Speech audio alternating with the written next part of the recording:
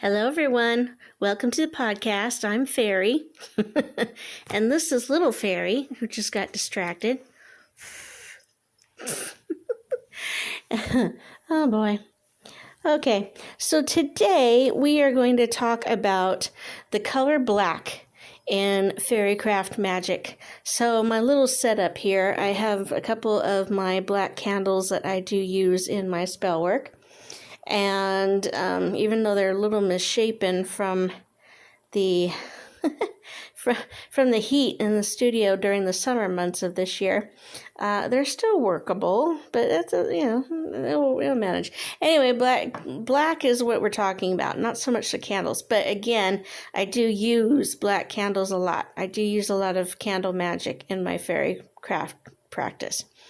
So even though the black is called a color, technically from the artist's point of view, it's not a color, it's actually a neutral.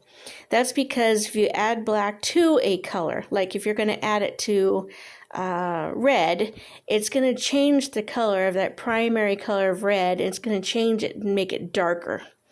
And so but black can be added to any color. You add it to white, you're going to make gray. You add it to brown, you're going to darken it and make it even deeper, darker brown. Add it to green, again, it's going to be a deeper, darker green. You get my point. So technically it's a neutral, but that's from the artist's point of view. Now, from more of a social standing, the color black is often associated with maybe negative forces. You know, the traditional bad guy in TV and movies are usually in the black coats, the black outfits, the black hats. You know, the black hat seems to be a symbol of, you know, the negative or the bad guy coming, you know, this kind of thing. Whereas the knight in shining armor, or the guy in the white, or the guy in the tan or lighter colors is usually the guy you're going to root for. So, you know, it's got that association. It also represents evil and bad magics, but that's been done in fiction, that's been done in movies, that's been done in TV. You've heard it, you know it. So, you know, we won't harp on it. But black is actually a good color to use in fairy magic. Because, you know, if you think about it, black represents power. It represents elegance. It sometimes represents royalty or, you know, commanding force. That's why, if you think, powerful officials will wear it. Women, you know, wear it. The actresses and the singers. How many times have we seen, you know, the little black dress or the long flowing solid black gown at the Academy Awards or the Grammys? You know, it represents something. It represents strength. It represents, you know, being taken seriously, you know, this kind of thing. But again, too, makeup artists and hairstylists, at least the ones I've known and seen, a lot of them, especially when they're working the fancy stores or in a boutique or, you know, they're working in the business, you know, they're often in black outfits because I think it represents, strength and power and beauty, elegance, that kind of thing. And that's what they want you to feel when you're wearing it. So, I mean, it's a good color to wear to look sleek, and it's a thinning color, you know. It represents elegance, you know. So again, it's used in fairycraft magic to kind of harness those powers, but also it's good for banishing spells. It's good for adding strength to a spell, or if you're looking for inner strength, you're looking for more power within yourself, you're looking to feel better about yourself and more protected. Black and black candle magic, I mean, that's the way to do it. That's a good way to add to your spells.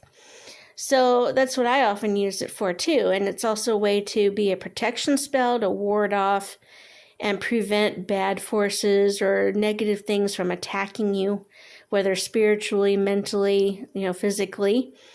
And again, this, you know, black also gets corresponded with cats. Now, you know, this podcast usually focuses on fairies, but we do talk about cats too. And again, this myth of the black cat being evil and dangerous and representing negative things. I mean, that's been done through the centuries in fiction and, the witch hunts and all of that. But think about it. The black cat is no different than a white cat. It's no different than a tabby cat. I mean, it's a cat, And let's face it, if the witches were actually having black cats as familiars or pets, it was for companionship. And and besides, a black cat, if you really think about it, they represent good luck. And in some cultures, in some countries, they do believe that too. So I just kind of feel that more people should kind of embrace that idea and get away from the fact that this myth that black cats are negative and should be, eradicated and that kind of thing. No, it's an animal. They're thinking, breathing, loving. I mean, my little fairy you just saw, she's black, but she has a brown undercoat. But still, if she's all black, I would love her just as much. She's wonderful, she's a pain at the moment, but because she's still a kitten, but she's learning. But my point is that black cats are not negative, and so we really should get away from that. But if the witches did have black cats, it was probably for good luck. So, my point is just don't harm, shun, or fear a black cat if you come across one. And don't be afraid to adopt one. If you're a cat lover, don't be afraid to get a black cat. Superstitions and myths, let's get, and just throw it out the window. But basically, back to the color of black is that it is, of course, a wonderful color for a lot of different reasons, as I've already mentioned. But again, if you want to add strength and power to a spell, if you want to feel protected, if you want some inner strength and some to ward off things, this is a color to use. It's for a banishing spell as well. Banish some of those problems out of your mind, out of your life. Use a black candle. And I've used it for all those purposes, and for me it's worked. So if you're practitioner too, give it a shot. And I hope that it'll add some more power to your spells and add some more strength, and the fairies, of course, they like color, and I don't think they would be away from black, even though it may not be their top number favorite color to use or live with. But let's face it, a lot of them don't worry about that kind of thing. But do they like it? Do they, can they appreciate it? Sure, they do. They appreciate all colors. They understand the full spectrum. So again, black is important for fairycraft magic. So I hope you found this interesting. Thanks so much for watching. Check out my links down below if you're interested in checking out my blog page on Facebook. You can donate to us, which we'd very much appreciate. And, check out the links. So have a great day. Thanks for watching. Have a fairy day. And we'll see you in the next one.